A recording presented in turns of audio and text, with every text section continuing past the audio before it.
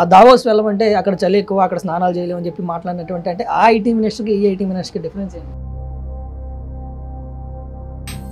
Constructive politics వాళ్ళు చేయలేదు, అంతా డిస్ట్రక్టివ్ పాలిటిక్స్, డైవర్షన్ పాలిటిక్స్ చేసుకున్నారు. రాష్ట్ర ఖజానా నుంచి ధనాన్ని ఎట్లా డైవర్ట్ చేసుకోవాలి, వ్యవస్థలను నిర్వీర్యం చేయటం, అది ఒక్కటే వాళ్ళ ఎజెండాగా పెట్టుకున్నారు. నారా లోకేష్ గారిని గత ఐటీ మినిస్టర్తో పోల్చడానికి ఎటువంటి ఆనవాళ్ళు నాకు అనిపించట్లేదు. ఎందుకంటే గుడివాడ అమర్నాథ్ అనే వ్యక్తికి అవగాహన లేదు. ఒక సమర్థవంతమైనటువంటి నాయకుడికి ఒక అసమర్థమైన నాయకుడికి వేరియేషను, ఆ తేడా అనేది రాష్ట్రమే కాదు దేశ ప్రజలందరూ కూడా గమనిస్తున్నారు. మరి అంత ముందు ఐటీ మినిస్టర్ అటువంటి గుడివాడ అమర్నాథ్ గారు వాళ్ళు ఏంటంటే కోడి గుడ్డు పొదగాలి అని కొన్ని చేశారు.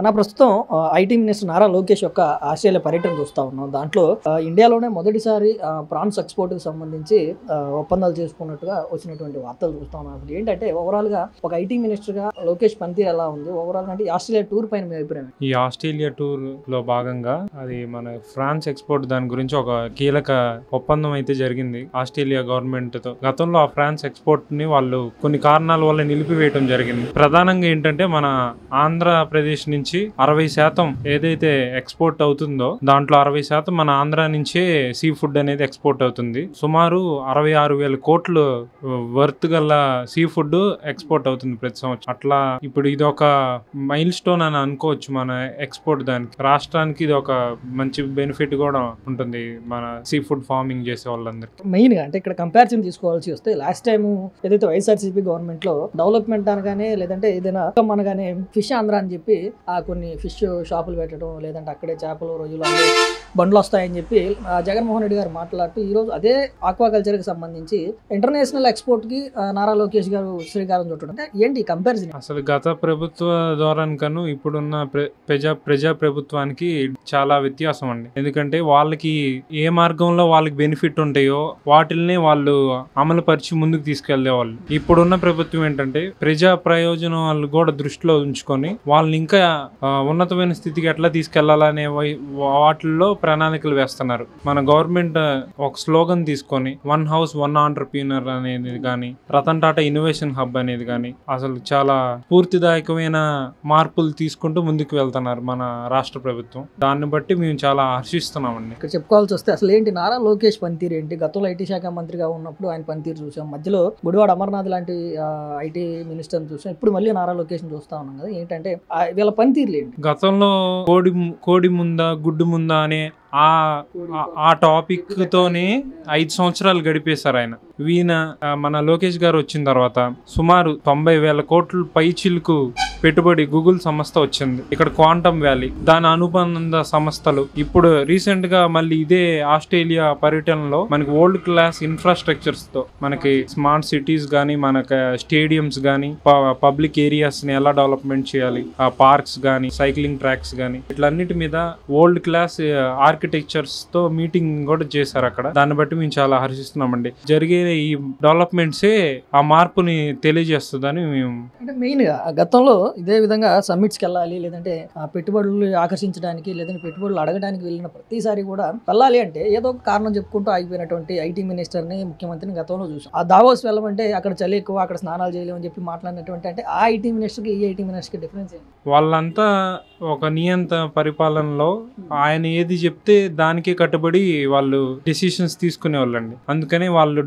కన్స్ట్రక్టివ్ పాలిటిక్స్ వాళ్ళు చేయలేదు, అంతా డిస్ట్రక్టివ్ పాలిటిక్స్, డైవర్షన్ పాలిటిక్స్ చేసుకున్నారు. రాష్ట్ర ఖజానా నుంచి ధనాన్ని ఎట్లా డైవర్ట్ చేసుకోవాలి, వ్యవస్థలను నిర్వీర్యం చేయటం, అది ఒక్కటే వాళ్ళ ఎజెండాగా పెట్టుకున్నారు. మన ఈ ప్రజాప్రభుత్వంలో ప్రజలకు ఎలా సేవ చేయాలనేది మెయిన్ ఎజెండా పెట్టుకొని గవర్నమెంట్లో ఉన్న ప్రతి ఒక్కళ్ళు, చంద్రబాబు నాయుడు గారి దగ్గర నుంచి డిప్యూటీ సీఎం పవన్ కళ్యాణ్ గారు, లోకేష్ గారు, తదితర మంత్రి వర్గం అంతా ప్రజలకి ఎలా మెరుగైన సేవలు చేయాలనే దృష్టిలోనే ముందుకు సాగుతున్నారు. ఇప్పటికీ కూడా అంటే వైఎస్ఆర్సీపీ నాయకులు కానీ వీళ్ళందరూ కూడా ఒక పక్క కూటమి ప్రభుత్వం అంతా కలిసి రాష్ట్రానికి ఎలా పెట్టుబడులు తీసుకురావాలి, రాష్ట్రాన్ని ఎలా డెవలప్ చేయాలి, రాష్ట్రానికి ఇంకా లాభాలు ఎలా చేకూర్చాలని చెప్పి వీళ్ళు చూస్తూ ఉంటే ఇప్పటికీ కూడా వైఎస్ఆర్సీపీ నాయకులంతా కూడా ఆ గూగుల్ డేటా సెంటర్ వల్ల ఉపయోగం లేదు, లేదంటే ఈ పెట్లు వల్ల ఉపయోగం లేదు, వాళ్ళకి 99 పైసలు ఇచ్చారని ఇంకా డిస్ట్రాయింగ్ మెథడ్లోనే అలానే ఉండిపోయారు కదా. ఏంటి వాళ్ళ ఉద్దేశం ఏంటి? ఒక చిన్న ఉదాహరణ అంటే మనకి కొన్ని సంవత్సరాల క్రితం సోషల్ మీడియా అనేది లేదు. ఇప్పుడు ఎట్లా దాన్ని యూజ్ చేసుకొని ఎక్కడైనా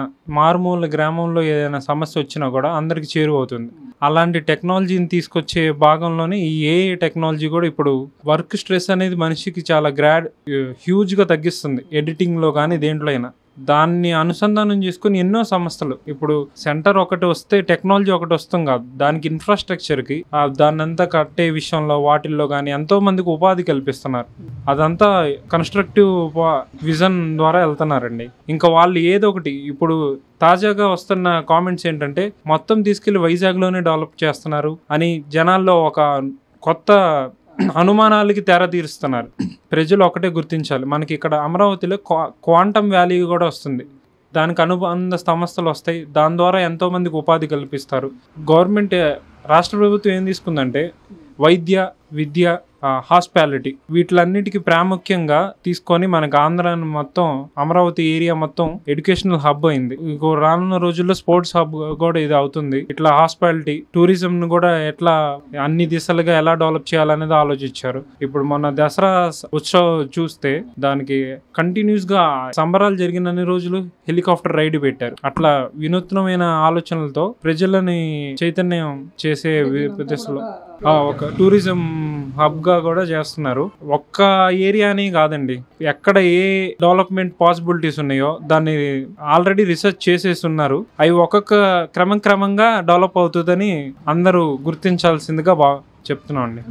ప్రస్తుతం మనం చూస్తా ఉన్నాం నారా లోకేష్ ఆస్ట్రేలియా పర్యటనలో వచ్చినటువంటి కొన్ని వినూత్న డెవలప్మెంట్లు కానీ, లేదంటే ఎవరు ఊహించినటువంటి ఎక్స్పోర్ట్కి సంబంధించి, ప్రాన్స్ ఎక్స్పోర్ట్కి సంబంధించినటువంటి ఇండియాలో మొదటిసారిగా తెచ్చినటువంటి పర్మిషన్స్ కానీ, అంటే ఏంటంటే ఓవరాల్గా యాజ్ ఐటీ మినిస్టర్గా తను ఎలా పనిచేస్తున్నాడు, లేదంటే గతంలో ఐటీ మినిస్టర్తో కంపేర్ చేయాలంటే ఏం చెప్తారు? అసలు నారా లోకేష్ గారిని గత ఐటీ మినిస్టర్తో పోల్చడానికి ఎటువంటి ఆనవాళ్ళు నాకు కనిపించట్లేదు. ఎందుకంటే గుడివేడ అమర్నాథ్ అనే వ్యక్తికి అవగాహన లేదు. అవగాహన లేకపోవడం ఒకటాను, ప్రభుత్వం నుంచి ఆ సమయంలో ఎటువంటి సపోర్ట్ లేకపోవడం వల్ల ఎటువంటి కొత్త సంస్థలను కానీ ఆంధ్రప్రదేశ్కి రాణించలేకపోవడంలో చాలా విఫలమయ్యారు. గుడివేడ అమర్నాథ్ అనే వ్యక్తిని చాలా ఐటీకి సంబంధించిన వ్యక్తులు కానీ ఆయన తీసుకున్న మంత్రిత్వ శాఖలో చాలా ఫెయిల్ అయ్యాడని చెప్పి అందరికీ బాగా స్ప్రెడ్ అయ్యి ఆయన ఓడిపోవడానికి, ఆయన మినిస్టర్ అవ్వకుండా ఉంటే కనీసం అక్కడ గెలిచి ఆనవాళ్ళు ఉండేయేమో కానీ మినిస్టర్ అవ్వటం వల్ల సరిగా చేయకపోవటం, అవగాహన రాహిత్యంతో మాట్లాడటం వల్ల చాలా విఫలమైపోయారు. నారా లోకేష్ గారు అతను ఉత్సాహంతో మనల్ని నమ్మి గెలిపించిన ప్రజలకి ఏదైనా చేయాలని ఉత్సాహంతో చాలా ముందుకు వెళ్తున్నారు. ప్రతిరోజు ప్రజలకే అంకితం చేస్తూ తన నిద్ర సమయం కాకుండా మిగిలిన సమయంలో ప్రజలకే అంకితం చేస్తూ తను తీసుకున్న మంత్రిత్వ శాఖలకి పూర్తి న్యాయం చేస్తూ ఉన్నారు. ఎందుకంటే అటు గూగుల్ని వైజాగ్కి తీసుకొచ్చినా కానీ ఇలాంటి వాటిని ఏదైనా బురద జల్లుదామని చెప్పి వైసీపీ ప్రయత్నిస్తున్నప్పటికీ కూడా ఎక్కడ వాళ్ళకి కుదరటం లేదు. ఎందుకనంటే ఒక పక్క లోకేష్ గారు ఆస్ట్రేలియా పర్యటన కానీ, లేదంటే మన చంద్రబాబు నాయుడు గారి దుబాయ్ పర్యటనలు కానీ ఇవన్నీ కూడా ఎక్కడికక్కడ ఎట్లా ఎప్పుడు ఎంత త్వరగా మనము రాష్ట్రాన్ని అభివృద్ధి చేయాలని చెప్పి కూటమి నాయకులు ఉంటే, అదేవిధంగా వైసీపీ నాయకులు వీళ్ళ మీద ఎక్కడ బుదర చల్లుదాం ఏంటి అనే దాని మీద ఎక్కువగా ఆలోచిస్తున్నారు. కానీ ప్రజలకు ఆల్రెడీ కూటమి ప్రభుత్వం గెలిచిన తర్వాత చాలా దగ్గర అయిపోయింది. ఎందుకంటే ఎక్కడ ఏమి విమర్శించడానికి అవకాశం కల్పించట్లేదు. రోడ్ల విషయాల్లో కానీ, ఏదైనా మౌలిక సదుపాయాల విషయాల్లో కానీ ఇచ్చిన హామీల కంటే కూడా చాలా ఎక్కువగా ప్రజలకి చేరువై వైద్య, విద్య, ఉద్యోగాలలో ముందుంటున్నారు. దీనికి మనము లోకేష్ గారిని కానీ, కూటమి నాయకులు చంద్రబాబు నాయుడు గారిని కానీ, పవన్ కళ్యాణ్ గారిని కానీ కృతజ్ఞత తెలియజేయాలి. ఎందుకంటే అంతకుముందు జగన్మోహన్ రెడ్డి గారు సీఎంగా ఉన్నప్పటికి కూడా అంతగా బయటికి ప్రజల్లోకి రాకుండా ప్రజా పరిపాలన అందించడంలో ఫెయిల్ అయిపోయారు జగన్మోహన్ రెడ్డి గారు. ఎందుకంటే చాలా మంచి అవకాశం ఇచ్చినప్పటికి కూడా చేతులారా వృధా చేసుకొని మంత్రులతో కానీ, ఎమ్మెల్యేలతో కానీ నోటు దురుసుతో ప్రవర్తించి అదాపాతాలకు తొక్కువేయబడ్డారు. అట్లా కాకుండా కూటమి నాయకులు ఎక్కడైతే ఏదైనా తప్పు జరుగుతుంటే దాన్ని మేము సరిదిద్దుకుంటామని చెప్పి రావటం చాలా గొప్ప విషయంగా మేము భావిస్తూ ఉన్నాము. ఎందుకంటే ప్రతి నాయకుడు అనేవాడు ప్రజలకు మెచ్చే విధంగా ఉండాలి. మన ప్రజాసేవ, రాజకీయం కానీ ప్రభుత్వాలు కానీ ప్రజాసేవకి అంకితమై ఉంటాయి. ముఖ్యంగా అభివృద్ధికి కానీ, ప్రజల శ్రేయస్కి, అలాగే మౌలిక సదుపాయాలు కల్పించడంలో చాలా చురుగ్గా పనిచేస్తూ ఉంది మన కూటమి ప్రభుత్వం. మీరు అన్నట్లుగానే ఇటు నారా లోకేష్ గారు ఒక ఐటీ మినిస్టర్గా ఆయన ఇన్వెస్ట్మెంట్స్ తీసుకురావడం కానీ లేదంటే ఆయన ఐటీని డెవలప్ చేయడం కానీ చూస్తూ ఉన్నాం. ముఖ్యమంత్రిగా రాష్ట్రానికి ఏం చేయాలని చెప్పి చంద్రబాబు నాయుడు గారు చేసేటువంటి పనులు చూస్తూ ఉన్నాం. ఇక డిప్యూటీ సీఎంగా పవన్ కళ్యాణ్ గారు చేస్తున్నటువంటి అంటే వినూత్న డెవలప్మెంట్స్ ఏదైతే గ్రామీణాభివృద్ధి శాఖకు సంబంధించినటువంటి అందులో కూడా వినూత్న కార్యక్రమాలు చేస్తూ ఉంటే ఇలా ఎవరి పనుల వాళ్ళు రాష్ట్రానికి పనులు చేస్తూ ఉంటే చంద్రబాబు నాయుడు పని చేయట్లేదు, లోకేష్ పని చేయట్లేదు, పవన్ కళ్యాణ్ కనిపించట్లేదు అని చెప్పి ఇంకా మీరు అన్నట్లుగానే వాళ్ళపైన ఆరోపణలు లేదంటే వారిపైన బురజల్లేటువంటి ప్రయత్నం అంటే ఏంటి అంటే అభివృద్ధిని కూడా అడ్డుకునే విధంగా వైసీపీ వాళ్ళకి ఇప్పుడు ప్రజెంట్ కావాల్సింది ఏంటంటే ఏదో విధంగా మళ్ళీ అధికారంలోకి రావాలి.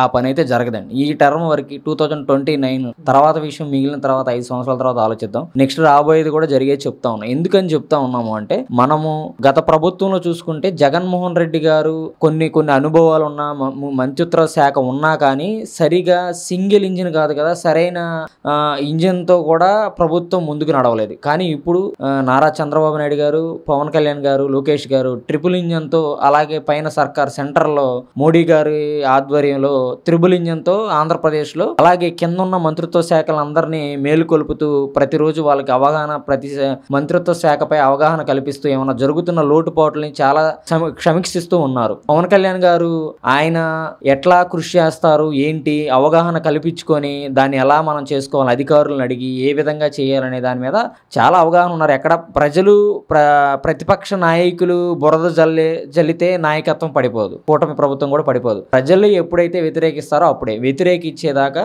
మన కూటమి నాయకులు తెచ్చుకోరు. ఎందుకంటే చాలా చూసి ఉన్నారు ఆల్రెడీ. ఎందుకంటే జగన్మోహన్ రెడ్డి గారు దేని వల్ల ఫెయిల్ అయిపోయారు అనేది చూసి ఉన్నారు. దాన్ని మళ్ళీ రిపీట్ చేసుకోకుండా కూటమి నాయకులందరూ చాలా అలర్ట్ గా ప్రజాసేవ చేయడమే వాళ్ళకి అంకితం. ఎందుకంటే చూసుకుంటా ఉంటే వాళ్ళు 8 గంటలు నిద్రపోతే మిగిలిన సమయం అంతా ప్రజలకి మనం ఏ విధంగా సేవ చేయాలి, ఎక్కడ కార్యక్రమాల్లో పాల్గొనాలి. మనం చూస్తూ ఉంటే లోకేష్ గారు కానీ, చంద్రబాబు నాయుడు గారు కానీ, పవన్ కళ్యాణ్ గారు కానీ నిత్యం ప్రజల్లో ఉన్నారు. జగన్మోహన్ రెడ్డి గారు పరదాలు కట్టుకొని అసలు బయటకు వచ్చే సిచ్యువేషన్ ఉండేది కాదు. ఎందుకంటే వాళ్ళకి ఆల్రెడీ ప్రజల్లో వ్యతిరేకత ఉందనే విషయం తెలుసు. ఎక్కడ ఎవరు క్వశ్చన్ చేస్తారు ఏంటి అనేది చూసుకుంటూ ఉంటారు. మీరు చూసుకుంటా ఉంటే చంద్రబాబు నాయుడు గారు కానీ, పవన్ కళ్యాణ్ గారు సామాన్యుల్లాగా విజయవాడలో బీసెంట్ రోడ్ లో కానీ, పవన్ కళ్యాణ్ గారు కాకినాడలో కానీ సామాన్యుల్లాగా సాధారణంగా ఇలా అయితే అలా తిరుగుతున్నారు. ఎందుకంటే అదే ధైర్యం, మనం చేస్తున్నాము ధైర్యం. ఒకవేళ చేయట్లేదా, ఎవరేదన్నా మన క్షేత్రస్థాయిలో తెలుసుకున్నాం అనే ఉద్దేశంతో కిందకి క్షేత్రస్థాయిలో తిరిగి మరీ కూడా ప్రజాభిప్రాయం తెలుసుకొని ఏమైనా లోటుపాట్లు ఉంటే వాళ్ళని ముందు తీసుకెళ్లే విధంగా చేస్తా ఉన్నారు. గతంలో అంటే ఇలాంటి పరిస్థితులు గత 5 సంవత్సరాల జగన్మోహన్ రెడ్డి హయాంలో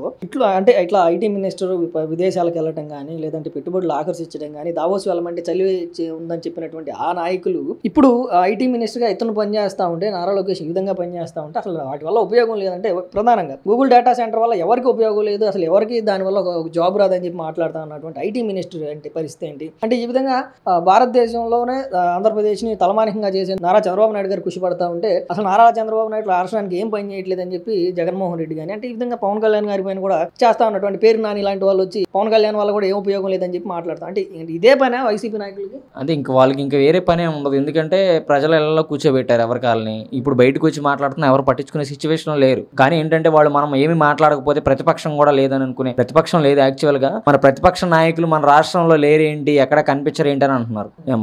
జగన్మోహన్ రెడ్డి గారు బెంగళూరులో దీపావళి జరుపుకుంటేనే మనం అర్థం చేసుకోవాలి. ఎందుకంటే మన ఆంధ్ర ప్రజలు మనల్ని ఎంకరేజ్ చేయట్లేదు, ఆంధ్ర ప్రజలను మనల్ని వెలివేశారనే ఉద్దేశంతోనే ఆయన బెంగళూరు వెళ్ళి దీపావళి సెలబ్రేషన్స్ చేసుకుంటా ఉన్నారు. ఎక్కడికెక్కడ మీరు చూసుకుంటా ఉంటే వైసీపీ నాయకులు అనే వాళ్ళు ఎక్కడ కనిపించలేదు. మీరు మహా అయితే చూసుకుంటే ఒక 5-6 మీడియా ముందుకు వచ్చి ఏదైనా అది ఇది అని చెప్పి మాట్లాడుతూ ఉన్నారు. వాళ్ళు కూడా రాబోయే రోజుల్లో విసిగి చెంది కూటమి ప్రభుత్వం బాగా చేస్తుంది, మనం కూడా మన పని చూసుకున్నాం అనే సిచ్యువేషన్కి కూటమి ప్రభుత్వం తీసుకెళ్ళింది. దాన్ని మనం గ్రహించాలి. ఎంత ఏది బురద జల్లినా ప్రజలకు నచ్చితే ఎవరెంత బురద జల్లినా వాళ్ళు నమ్మరు. ఒకరోజు ఆ చూసే సమయంలో ఇది నిజమా అనుకున్నా కానీ వాళ్ళు ప్రత్యక్షంగా చూసిన సమయంలో దాన్ని తెలుసుకొని మళ్ళీ కూటమి ప్రభుత్వకే మద్దతు ఇస్తారు. ప్రధానంగా అంటే వైసీపీ నాయకులకి కనిపించట్లేదు. అంటే ఇండియాలో ఏ రాష్ట్రానికి దక్కనటువంటి అవకాశం వైజాగ్లో గూగుల్ డేటా సెంటర్ తీసుకురావటం కానీ, లేదంటే ఇండియాలో మొదటిసారి ప్రాన్స్ ఎక్స్పోర్ట్కి సంబంధించినటువంటి పర్మిషన్స్ తీసుకురావటం కానీ, అంటే ఈ విధంగా అంతర్జాతీయ స్థాయిలో ఆంధ్రప్రదేశ్ నిలబెడతా ఉంటే ఈ డెవలప్మెంట్ ఈ పనులు వైసీపీ నాయకులకు కనిపించవా?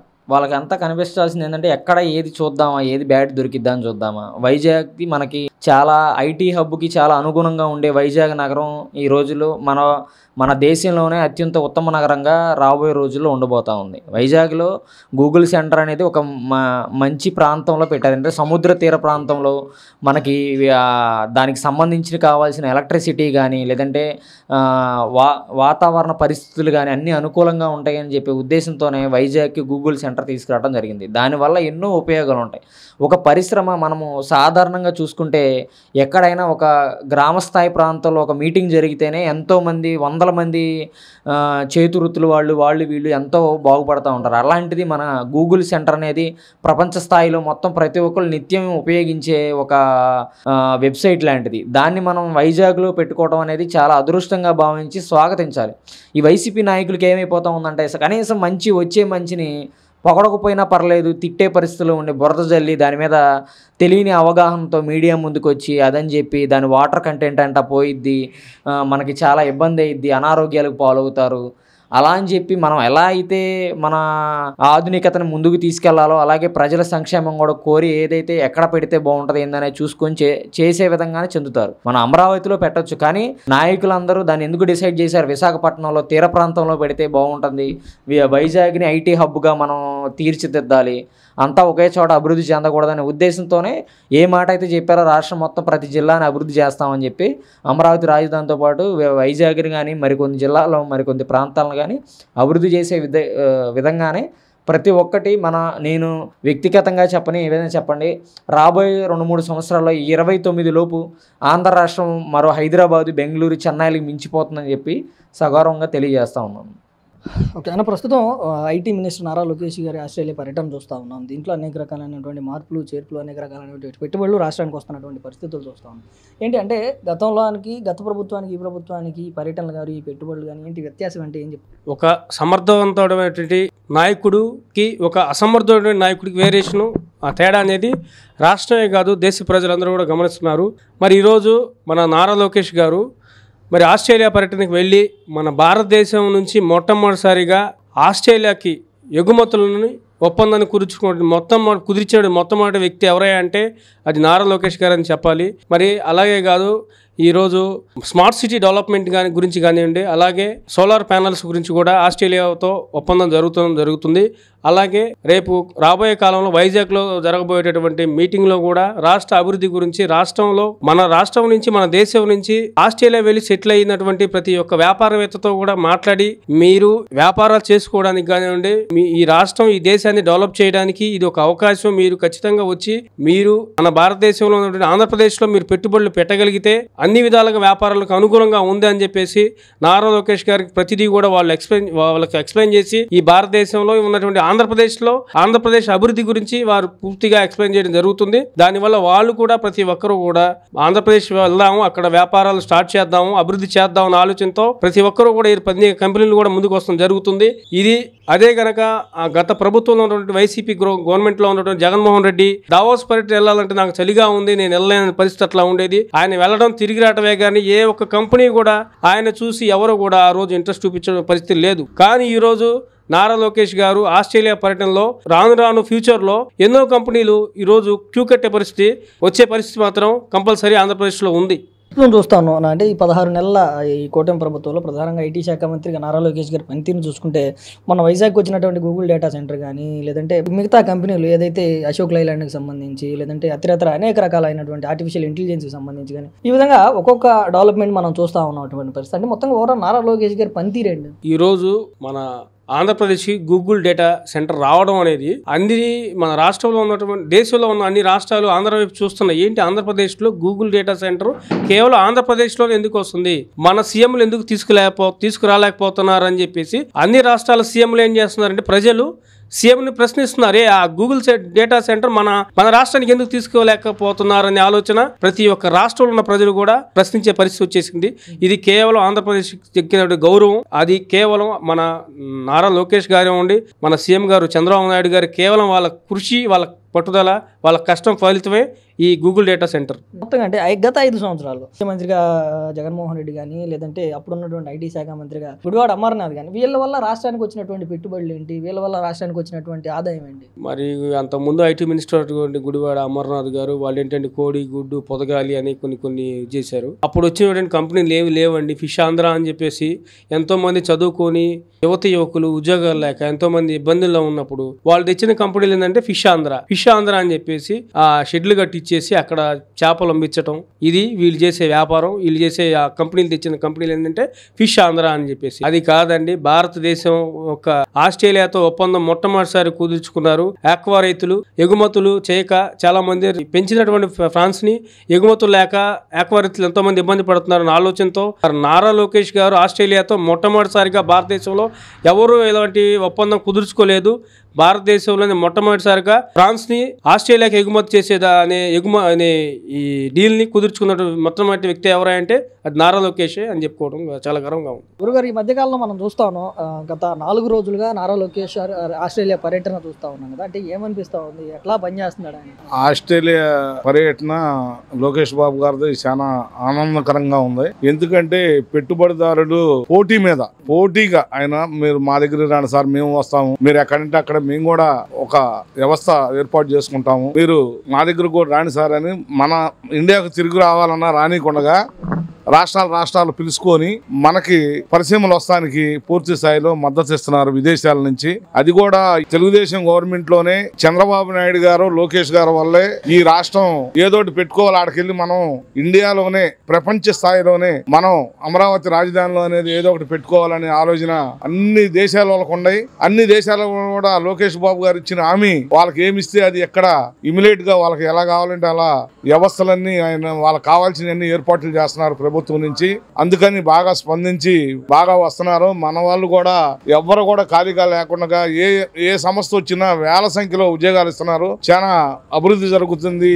ఈ అమరావతి రాజధాని మన రాష్ట్రం అనేది చాలా బాగా ఉంది ఇప్పుడైతే పూర్తి స్థాయిలో. గతంలో ఏంటి అంటే, గతంలో ఐటీ శాఖ మంత్రిగా గుడివాడ అమర్నాథ్ ఉన్నాడు కదా, అప్పుడు ఏంటి ఆయన తెచ్చిన డెవలప్మెంట్ ఏంటి, ఆయన తెచ్చిన కంపెనీస్ ఏంటి, ఆయన వల్ల రాష్ట్రానికి జరిగిన అభివృద్ధి ఏంటి? ఏమంటే 2014లో చంద్రబాబు నాయుడు గారు నమ్మి ఎంతో కొంత కొన్ని సమస్యలు వచ్చినాయి. ఈ గుడివాడ అమర్నాథ్ లేదు, జగన్మోహన్ రెడ్డిని చూసి బెంబేలు ఎత్తి పారిపోయారండి. గుడివాడ అమర్నాథ్ వెళ్ళి ఏమన్నా అక్కడ వెళ్ళి ఆయన ఇచ్చొస్తే ఇక్కడ ఏమన్నా స్పందించి సీఎం గారు ఏమన్నా చేశాడా? ఉండ ఫ్యాక్టరీలే ఎవరికాలు ఎప్పుడు వెళ్ళిపోదామా, ఈ రాష్ట్రం వదిలేసుకొని వస్తే వచ్చింది, ఇప్పుడు జరిగిన నష్టం ఇంకా మనవాడ బనాస్తాము వెళ్ళిపోదామని పారిపోయారు. తర్వాత కొత్త సంస్థలు నేను రావాలి ఆలోచన కూడా అసలు కలగల. ఈ రాష్ట్రంలో సైట్ కొందామని కూడా కలగల. ఎక్కడా కూడా ఈ రాజధానిలో ఇవాళ ప్రపంచ స్థాయిలో ప్రతి వాళ్ళు రాజధానిలో మనకు సైట్ ఉండాలి. అసలు మన తెలుగు వాళ్ళు ప్రపంచ స్థాయిలో ఉండాలి అన్ని రాష్ట్రాల్లో. మనోళ్ళే కాకుండా ఏరే వాళ్ళు కూడా ఈ రాష్ట్రంలో ఈ అమరావతిలో ఒక ప్లాట్ ఉండాలి అని బాగా ఎదురు చూసి మరి ఎక్కడెక్కడ ఉండి ఇక్కడ సైట్లు కొనుక్కుంటున్నారు, సమస్యలు పెట్టుకుంటున్నారు. లోకేష్ బాబు గారిని, చంద్రబాబు నాయుడు గారిని వీళ్ళందరూ నమ్మి పక్కన మళ్ళీ నరేంద్ర మోదీ గారు, పవన్ కళ్యాణ్ గారు వీళ్ళందరూ కూడా కూటమి ప్రభుత్వంగా ఇచ్చిన మాట వెనక్కి తిరగకుండా ఏదంటే అది వాళ్ళకి ఏ మాట ఇచ్చారో అది ఇక్కడ వాళ్ళు ఆ నుంచి రాకముందే వర్కులన్నీ వాళ్ళకి కావాల్సిన ప్రభుత్వం తరఫున కావాల్సిన బెనిఫిట్లన్నీ పూర్తి స్థాయిలో ఏర్పాట్లు చేస్తున్నారు. ఆ నమ్మకంతోనే ప్రతి రాష్ట్రం, ప్రతి దేశం ప్రపంచ స్థాయిలో చంద్రబాబు నాయుడు గారిని కానీ లోకేష్ గారిని అయితే మరీ ఎక్కువగా పిలుచుకొని మన రాష్ట్రానికి పెట్టుబడులు ఎన్నో కొన్ని వేల కోట్లు తెస్తున్నారు. వస్తున్నారు వాళ్ళందరూ కాళ్ళే. ఎప్పుడైనా ఇదే గవర్నమెంట్ ఉండాలి, వీళ్ళే ఉండాలి, వీళ్ళు ఉండవల్లే ఈ రాష్ట్రంలో పేదవాడు ఉద్యోగం లేనోడు అంటూ లేకుండా బ్రహ్మాండంగా ప్రశాంతంగా బతుకుతారని కోరుకుంటున్నాను. అంటే గతంలో ఐటీ శాఖ మంత్రిగా ఉన్న వ్యక్తి దావోస్ వెళ్ళాలి, పెట్టుబడులు అడగాలి అన్నప్పుడు అక్కడ చలి ఎక్కువగా ఉంటుంది, అక్కడ స్నానాలు చేయలేమని చెప్పి మాట్లాడినటువంటి వ్యక్తిని చూసాం. మరి ఈ రోజు లోకేష్ గారు ఇటు ఆస్ట్రేలియా అని చెప్పి, దుబాయ్ అని చెప్పి, ఇక్కడ గూగుల్ డేటా సెంటర్లు తీసుకురావడం అని చెప్పి ఇలా చూస్తా ఉన్నాం. అంటే ఏంటి వీళ్ళిద్దరి మధ్య తేడా ఏంటి? ఇద్దరు అంటే ఎవరు ఐటీ శాఖ మంత్రిగా బాగా పనిచేస్తారు? ఏమండి వాళ్ళంటూ అసలు ఎవరు పిలుస్తారండి? ఎవరు పిలుస్తారు? వాళ్ళ ముఖ్యమంత్రిని చూసే కదా ఎవరైనా. ఇవాళ బాబు గారు ఉన్నారు, బాబు గారిని మించిపోయాడు వాళ్ళ తన్నుడు ఇప్పుడు లోకేష్ బాబు గారు. వాళ్ళ ఇద్దరు ఇలువ వల్లే ఈ రాష్ట్రంలో పెట్టుబడులు వస్తున్నాయి తప్పితే ఎవరి వల్ల రావు. ఆ జగన్ గారు వాళ్ళు ఎందుకు వస్తాయండి? ప్రతి వ్యవస్థ ఆగం చేయాలి. నీకు 10 పైసలు వస్తే నాకు 90 పైసలు ఇవ్వాలని భావంలో వాళ్ళు ఉంటే ఈ రాష్ట్రాన్ని సర్వనాశనం చేస్తే కల్తీ మద్యాలని అయ్యని ఈయన తయారు చేసి వాళ్ళని నమ్మి అసలు ఏ వ్యవస్థ వచ్చింది, ఏ సంస్థ వచ్చిందండి? వీళ్ళ వల్ల నమ్మి వస్తున్నారు. ఎన్నెన్నో పెద్ద పెద్ద సంస్థలు పెడుతున్నారు. ఆనాడు గుడివాడ అమర్నాథ్ అనేవాడు మాట ఎవరున్నారు? ఎవరంటారు? ఇవాళ లోకేష్ బాబు గారు అక్కడుండి ఫోన్ చేస్తే పలానా కంపెనీకి ఇవన్నీ అర్జెంట్ గా నాకు పెట్టండి అంటే క్షణాల్లో పెడతారు. ఆయన క్షణాల్లో వాళ్ళకి పెడుతున్నాడు. వాళ్ళకి నమ్మకం కలుగుతుంది. ప్రతి వాళ్ళు ఏ దేశంలో ఉండ ఎక్కడుండా మా రాష్ట్రానికి రండి. కొన్ని దేశాలు కొన్ని రాష్ట్రాలు ఉంటాయి, మనకి 24 రాష్ట్రాలు ఎలా ఉన్నాయి అలాగ ఉంటాయి. ప్రతి రాష్ట్రంలో ఒక దేశం వెళ్తే రోజుకు ఒక రాష్ట్రాన్ని పిలుచుకొని మేము వస్తాం మేము ఇది పెట్టుకుంటామండి మీ రాష్ట్రంలో అడిగి మరీ వచ్చి పెడుతున్నారు. లోకేష్ బాబు గారు లాంటి వ్యక్తి ఈ రాష్ట్రంలో కాదు, నాకు ఒక్కొచ్చిన ఇప్పుడు 55 సంవత్సరాలు నాకు ఒక్కొచ్చినాక రాష్ట్రం కోసం చంద్రబాబు నాయుడు గారే ఉమ్మడి రాజధానిలో భారీగా డెవలప్ చేశాడు అనుకుంటే ఆయన్ని మించే వాళ్ళ ప్రపంచ స్థాయిలో ఎన్నో తీసుకొచ్చి సంస్థలు మన రాష్ట్రాన్ని మంచి అగ్ర రాష్ట్రంగా ఏర్పాట్లు చేస్తానికి లోకేష్ బాబు గారు సిద్ధంగా ఉన్నాడు. ఆయన నమ్మి ఎంతో మంది వచ్చి వాళ్ళు కూడా అపర కోటీశ్వరులు అవుతారు. ఎందుకంటే ఆ నమ్మకంతోనే ఇక్కడికి వస్తున్నారు. ఎంతో మందికి ఉద్యోగాలు కల్పించడానికి వాళ్ళు కూడా కొన్ని, ఎందుకంటే ఒకటండి, కోట్లు డబ్బులు పెడతారు. ప్రశాంతంగా ఉండాలంటే మంచి నాయకుడు ఉండాలి. ఆగం చేసే నాయకుడిని చూస్తే ఎవరు వస్తారండి? జగన్ అయినా అమర్నాథ్ రెడ్డి అయినా ఎవరైనా. ఇవాళ లోకేష్ బాబు గారు, చంద్రబాబు నాయుడు గారు ఉమ్మడి రాజధానిలో గానీ 2014లో గానీ బాగానే చేశాడు. ఇవాళ అంతకంటే ఎక్కువ చేస్తున్నాడు లోకేష్ బాబు గారు. ఈ మంగళగిరి నియోజకవర్గంలో ఒక చిన్న విషయం అండి, 3 రోజుల నాడు ఒక విషయం జరిగింది. నేను ఒక చిన్న మెసేజ్ పెట్టా. ఎవరో కాదు, మా తమ్ముడు భార్యకి హార్ట్ అటాక్ వచ్చింది, హాస్పిటల్ పట్టించుకోవట్లా. నేను ఒక చిన్న మెసేజ్ పెడితే ఇమీడియట్ గా ఆయన పిఎల్కి పెట్టి క్షణాల్లో నాకు ఫోన్ చేయించి ఏం కావాలన్నీ ఏర్పాట్లు చేశారు. 4 లక్షలు బలమే పెడితే ఆపరేషన్ చేస్తాం అన్న వాళ్ళు 100 రూపాయల డబ్బులు కాకుండా చేశాడు. అంత గొప్ప నాయకుడు లోకేష్ బాబు గారు. ఎప్పుడు కూడా ఈ రాష్ట్రంలో లోకేష్ బాబు గారిని, చంద్రబాబు నాయుడు గారిని ఎవరు వదిలిపెట్టుకోరు. అసలు మంగళగిరి నియోజకవర్గం అయితే పోయినసారి 90,000 చిల్లరు, ఈ తడవ 1,00,000 దాటుతాడు. ఎందుకంటే ఇమీడియట్ గా స్పందిస్తున్నాడు. ఎవరికి ఆర్థిక సహాయం కానీ, ఇప్పుడు నేను చెప్పినలా కానీ ఎన్నో రకాలుగా అసలు మనకు తెలియకుండానే 30-40 రకాలు సంక్షేమ పథకాలు పెట్టి జనాన్ని తోపుడు బళ్ళని, టిఫిన్ బళ్ళని, ఇస్త్రీ బళ్ళని, కిరాణా కొట్లు, బడ్డీ కొట్లని ఎన్నో రకాలుగా ఆదుకొని మిషన్లని అందరినీ డెవలప్ చేసి ఈ రాష్ట్రంలో ఎవరు కూడా భేదవాళ్ళు ఉండకూడదు ఈ నియోజకవర్గంలో అనే భావంలో పూర్తి స్థాయిలో వెళ్తున్నాడు లోకేష్ బాబు గారు. ఈ లోకేష్ బాబు గారు నాయకులు అంటూ 55 సంవత్సరాల్లో నేను ఎవ్వరం చూడలేదు ఈ మంగళగిరి నియోజకవర్గాన్ని. ఇప్పుడే దాదాపు 30% బాగు చేశాడు. ఇంకా 30% కూడా ఈ 5 సంవత్సరాల్లో పూర్తి స్థాయిలో ప్రపంచంలోనే ఏ నియోజకవర్గం లేని స్థాయిలో ఈ నియోజకవర్గాన్ని బాగు చేస్తాడని నేనైతే ఇప్పుడు దాకా చేసిన పనులన్నీ చూసుకొని నేను అలా చెప్తున్నాను. ఎందుకంటే వాస్తవమైన సంఘటనలు చూసాం. కొంతమందికి ఇబ్బందులు వస్తే బురద వస్తుంటే ఇమీడియట్ గా చెప్పకముందే లారీలు పెట్టి బిక్స్ పోసేసి పరిసేసి పిల్లలకి స్కూళ్ళకైనా ఏదైనా ఏ ఇబ్బందులు లేకుండా ఎక్కడికక్కడ నీళ్లు తోడేసి కార్పొరేషన్లో ఎన్నో అభివృద్ధులు, నరసింహస్వామి దేవస్థానానికి కొన్ని 100 కోట్లు తీసుకొచ్చాడు. అట్లాగే అండర్ గ్రౌండ్ డ్రైనేజీ అని చాలా దాదాపు 1000 కోట్లు దాకా తెచ్చినట్టున్నాడు. ఇవన్నీ కూడా అతి త్వరలో జరుగుతాయి. ఈ ఇండియాలో ఎక్కడా జరగని మంగళగిరి నియోజకవర్గంలో లోకేష్ బాబు గారి వల్ల, చంద్రబాబు నాయుడు గారి వల్ల, కూటమి ప్రభుత్వం వల్లే జరిగిద్దని కోరుకుంటున్నాను. Thank you.